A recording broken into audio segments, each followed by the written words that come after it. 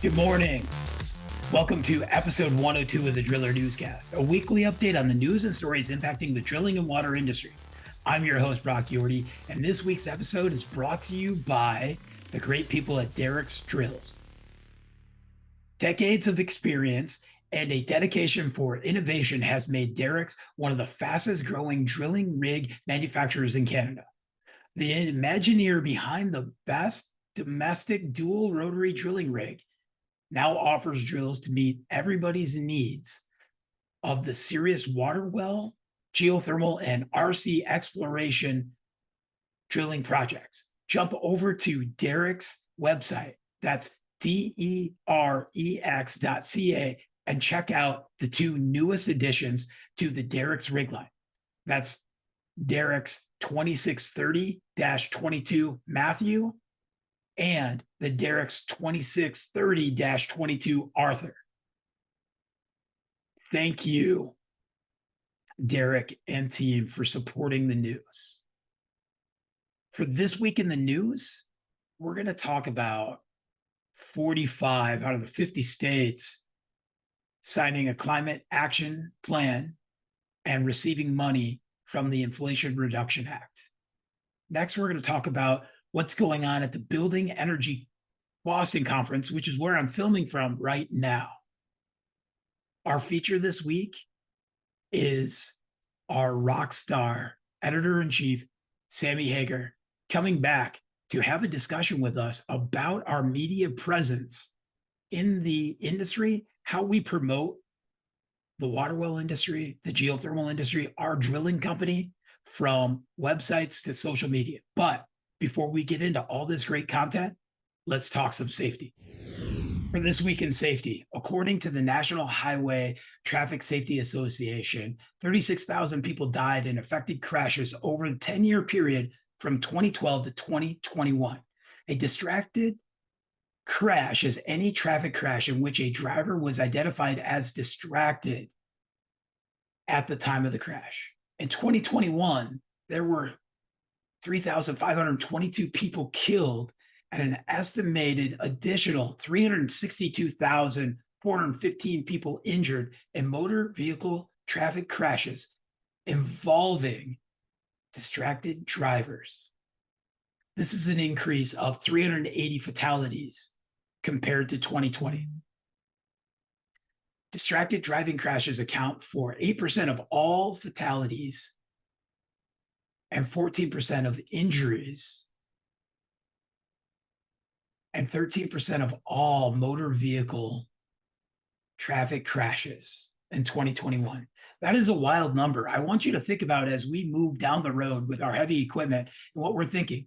It says 5% of all drivers involved in fatal traffic crashes in 2021 were reported as distracted at the time of the crash. Obviously, that could be smartphones to daydreaming, but we need to be thinking about that.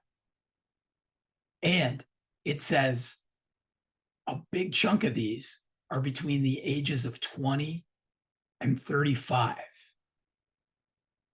This age group has the largest proportion of drivers who were distracted at the time of these fatal crashes. In 2021, there were 644 non-occupant pedestrian or cyclists killed in these accidents. These are people that were not involved in driving that were killed. The cost associated, and I want you to think about what our equipment costs and how big of a deal this is. The estimated economic cost of all motor vehicle traffic crashes in the United States in 2019, which was the most recent year that we had a big data on this, was $340 billion, of which $98 billion resulted from distracted driving. So 1/4 of all of our accidents have to do with that. I want you to think about the impact of loss of productivity. I want you to think about legal costs, court costs, medical costs. And let's face it, our equipment isn't easily replaced. You know, it's not going to be run down to the rig store and get another piece of equipment. It's going to take months, What's a new rig right now? What's the lead time on that? 20 weeks, 24, longer? We really need to start thinking about how our people drive down the road and how they react to distracted drivers, or if they're distracted themselves. I want you to think about the stopping distance of a water truck full of water or a drill rig tooled up. These are massive considerations that we need to consider. And I want you right now to talk to your team and think about the states across the country right now that have a zero device policy. We cannot continue this. We need Bluetooth. We need to consider that 45-minute drive from the shop to the project as a no-go.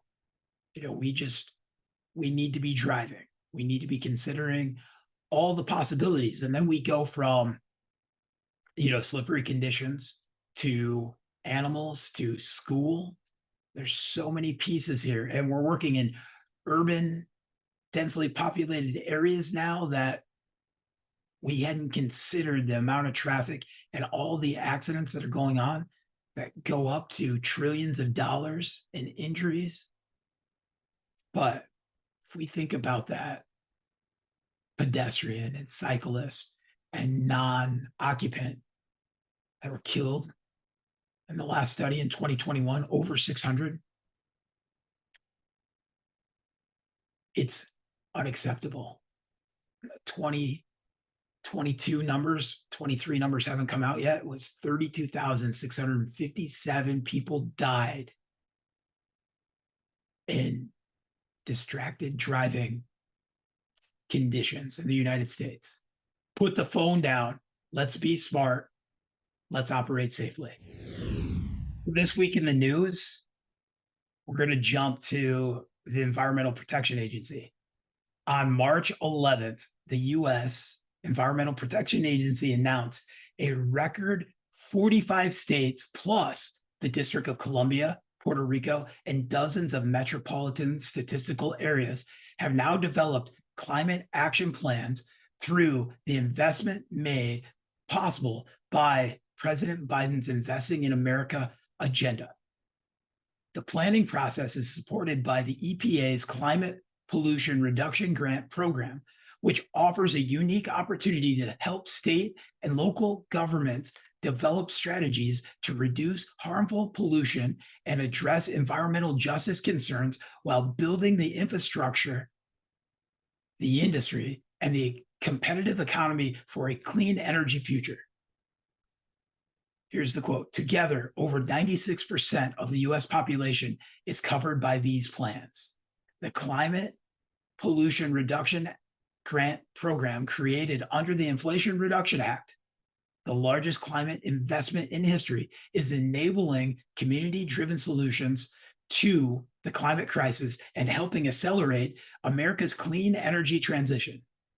The program is covered under President Biden's Justice 40 initiative, which sets the goal that 40% of overall benefits of certain federal climate, clean energy, and other investments flow to disadvantaged communities that are marginalized by underinvestment and overburdened by pollution. I want you to think about our opportunities in thermal energy networks, in geothermal, in everything that we can help to build our country's future better and better. And if you look at the reactions that we're having right now to climate change and the fact that we're having the earliest maple season on record, we are having cherry blossoms show up 2 weeks early in DC. We have 80-degree temperatures in Dallas right now. We have snow melt occurring weeks earlier than predicted with these atmospheric rivers. There are plenty of climate change impacts that we've seen this year. We're looking at reservoirs that are back to historic highs that 4 years ago we said was the lowest we'd ever seen. And then we'd gone lower and lower. There's a lot happening here. And it is very disappointing to see that 5 states didn't sign up, including Florida, Iowa, South Dakota, Wyoming, and Montana. And hey, Florida residents, St. Pete, Tampa, Orlando, all took advantage of their grant money despite the state rejecting it. And I think this is very important for us to see because we're in a big transition and what our climate looks like. I've talked about this quite a bit lately, and we talked about it again today as I am at the Building Energy Boston, and you can see my background's a little bit different, and that's because I'm filming from my Marriott hotel room. And I think it's important for us to think about this Building Energy Boston conference that I'm at, talking about thermal energy networks, the opportunity for ground source geothermal from buildings to residential homes, to the historic Framingham project that's happening with Eversource, to National Grid adopting the Lowell project. We have utilities investing in these thermal networks and these fundings. And yes, there's plenty of underserved communities that need this, that need better climate resilient buildings so that we can have better energy efficiency. Overall, ground source geothermal, where we're going with this is to be able to reduce 40-50% of the drag on our antiquated electrical infrastructure. We can spend hundreds of billions of dollars in this, or we can spend trillions of dollars trying to update an electric grid that's failing. And so it's important. And today we had questions that came up about what's the viability of drilling? What's the viability of why is it when I'm in South Carolina, I need 1,200 feet of borehole to get tonnage and sugar sand versus 200 foot of borehole here in Massachusetts? And you know what, drillers? It's time for us to step up our professional presence. We're going to roll into our feature on that, but I want you to think about this. Our education is to show up and be the professional on site with the professional presence that says, I know how to drill this effectively to reduce the cost of these boreholes, but maximize our profitability, to be able to do effective test bores that give us all the information we need to be able to prove that ground source geothermal is a valuable resource that can last 50, 80 years. This is massive. We get to keep the green space after we install this loop field. There are lots of projects and Inflation Reduction Act money and plenty of things that we all need to be thinking about here. And I just can't stress it enough as we had discussions about air source heat pumps versus ground source heat pumps today. It's a no-brainer. I watched Michigan in the last couple of weeks have a 50-degree temperature swing that we went from tornadoes and severe thunderstorms to me climbing in the truck to go to decarb DC, and it's snowing. And as I'm driving on the highway, an alert come through that I left my phone down and I didn't pick it up, and I let the Bluetooth bring it through that said, we are now in a winter weather advisory. Look at the tornadoes that have gone through Ohio recently and Kentucky. Look at the 8 inches of snow Nashville just had. Our climate has changed. Greenhouse gas reduction is going to get us there. It's 12 to 14 million private water wells.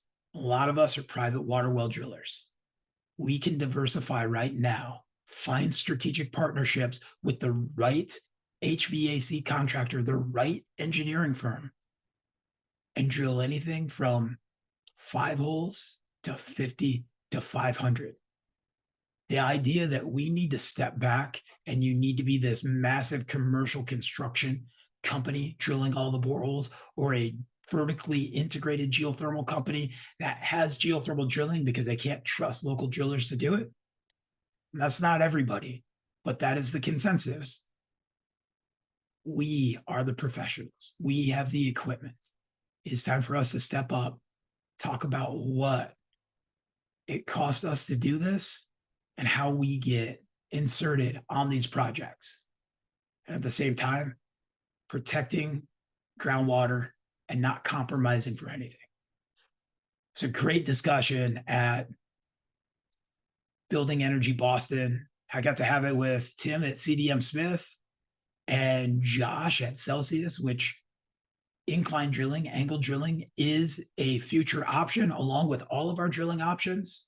Isabel at Heat, go check out Heat. They are doing great things, the same as NYSERDA. We need more state entities like this, and Heat being across the country is a big, big deal.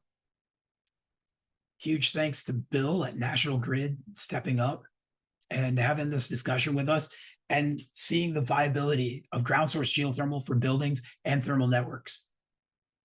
Drillers, it's time for us to step up, have our voice heard, and be the drilling professionals, not only the groundwater professionals, but the drilling professionals in the middle of this business. It's a lot here. Go out and do it. For this week's feature, the Newscast has invited our rockstar editor, Sammy, to discuss the importance of digital media presence.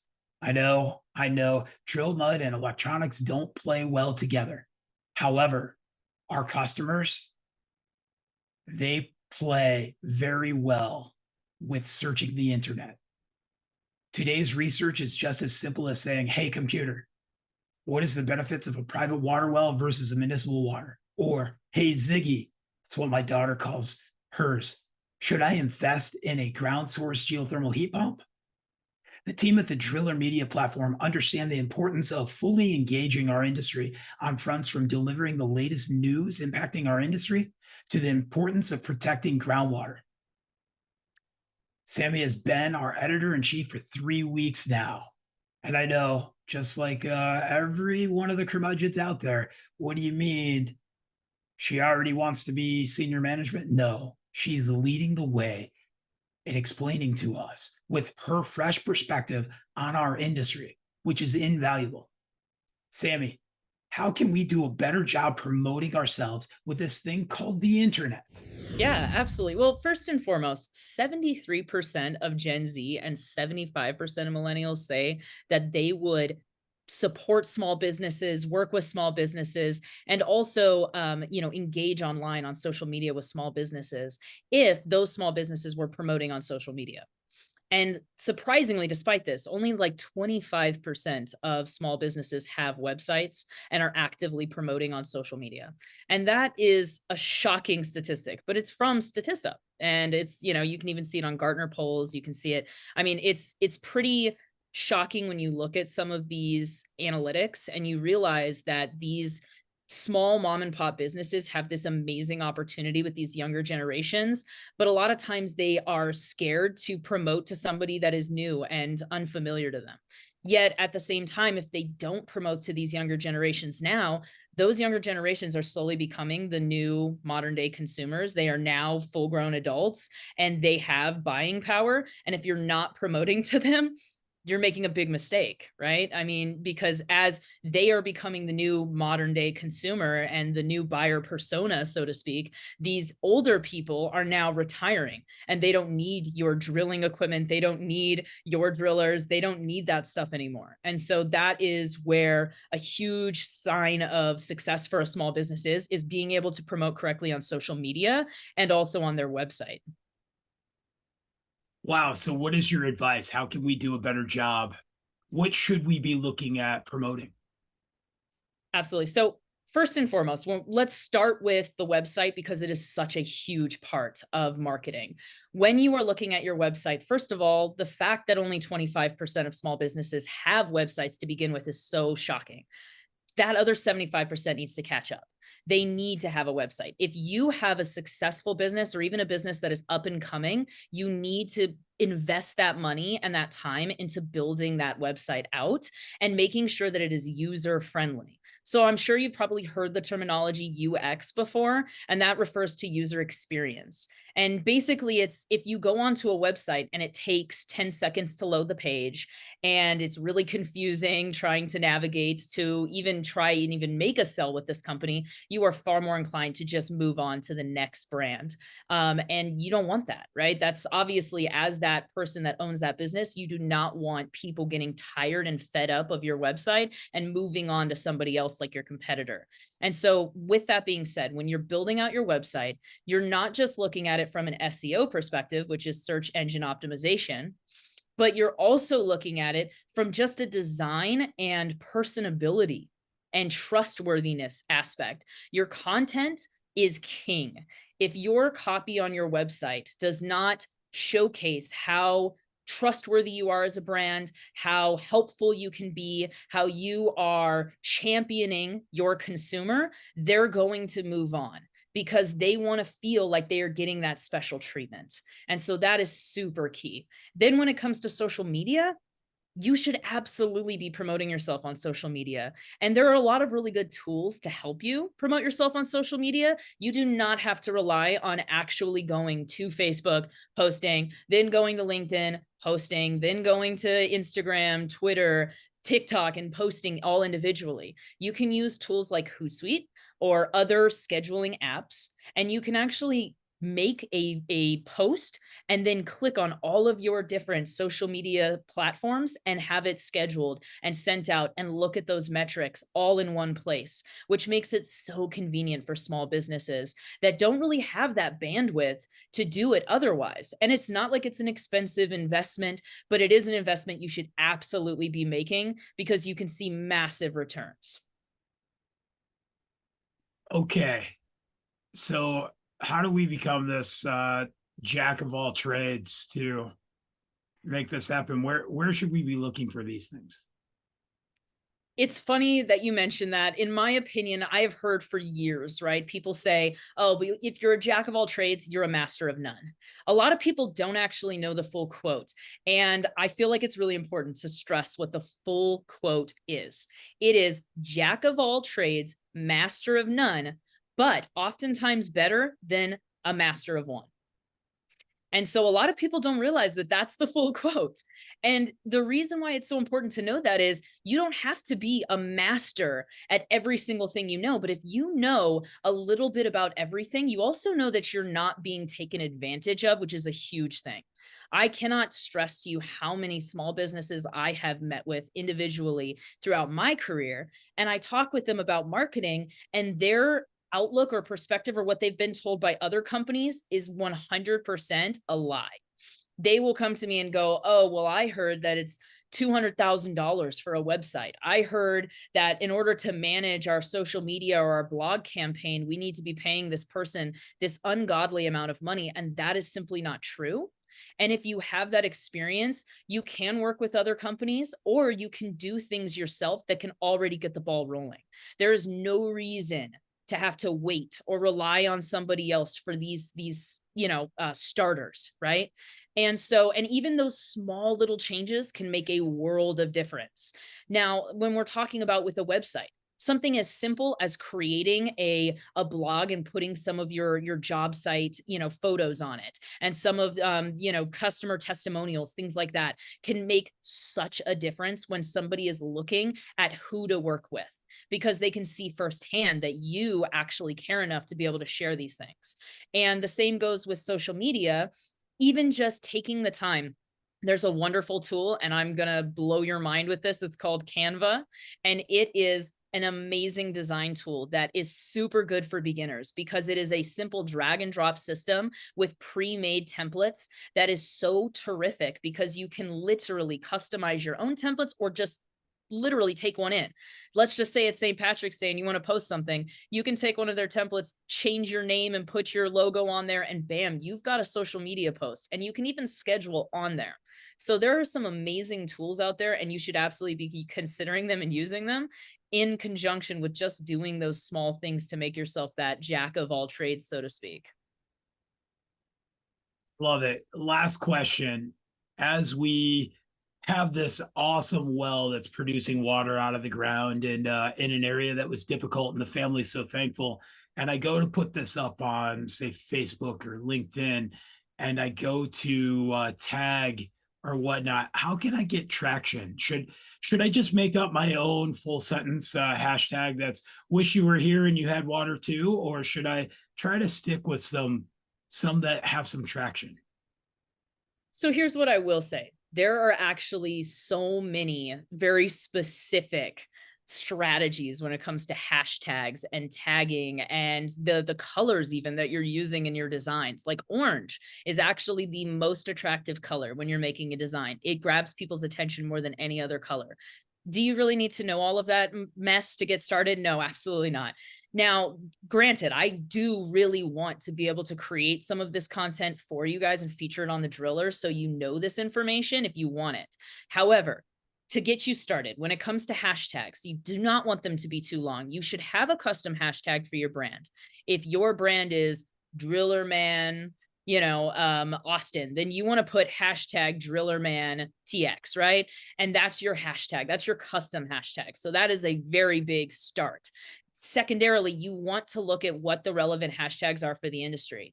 I go back to this very often, but there are tons of tools out there for this. There are actual free hashtag generators that you can use where you put in keywords like drilling, water well, environmental, geothermal, something like that, and it will give you the hashtags that are the most relevant and have the most views. And you should be using those. Absolutely. On average, no more than between 5 to 7 hashtags should go on every post. If you are bombarding hashtags, it just makes you look insane and it actually can penalize you. So you don't want to do that. You want to stick to a decent amount and you want to make sure that they count. And we really want at the driller and hashtag driller, hashtag drilling. We Mhm. can we back here at the driller would love to be able to help promote you as well. Absolutely. Be sure to use those hashtags because you will actually be connected with our amazing audience, our huge audience when you do that. And all of our audience is going to be connected to the people that you want to be connected with in the industry, which is super key. That's right. We have that big driller energy. Absolutely. And then we can drill down into the hashtags next time and go a little bit more specific. But I think this is a really good start. And I think that's key, right? It's just getting started. They say Wayne Gretzky actually said this, you miss 100% of the shots you don't take. You've got to take those shots. You've got to jump and start doing your own marketing and really putting in the effort because you might not think that it's worth it, but it is so very much worth it, especially with the younger generation that resonates so much with social media and a good web design. Thank you for your time today. You are insanely busy with all of the cool things that you have coming out and relevant, including this drilling through barriers series that we're really excited to see. And man, this has been an awesome 3 weeks. We love having you here. And I love being here. You guys are amazing. The industry is amazing. I'm so excited for this new series and the other series that we have just really skyrocketing and kicking it into high gear because I feel like this energy and this whole industry is high paced. We need to keep it going. And if So, you're at New York Geo, you can run into Sammy there and Chelsea and I, and we'll have a broadcast live up in the booth. And that's just a few weeks from now. yes, absolutely. So if you are going to that event, you'll probably even get an email from me because I want to make sure to make the most out of it. And that's another one of the topics that I will cover eventually is how to make the most out of networking at conventions. Thank you so much, Sammy. Thank you. I appreciate it. Now, that's some incredible insight. I want you to think about the opportunity of hiring new generations and the new drilling industry, what it looks like. I want you to think about those new generations and their perspectives on how that relates to our new consumers. Thank you for joining us for episode 102 of the Driller Newscast. Check out thedriller.com. We are uploading new content daily. Go check out our LinkedIn and Facebook pages. We have challenges on there. We have surveys. We have calls for you to tell your story. We have ways of winning swag. You need to be checking it out.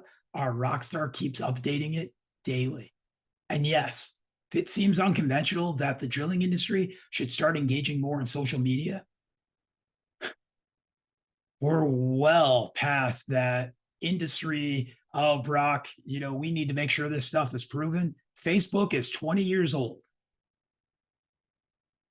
You no longer get that email that says, hey, so and so wants you to join LinkedIn. You better be part of LinkedIn or you're being passed up.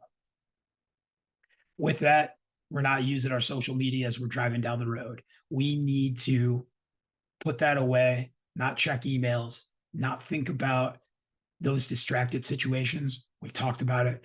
And those 600 folks that are no longer with us, that weren't driving that day, that were pedestrians, non-occupants, cyclists, it's unacceptable.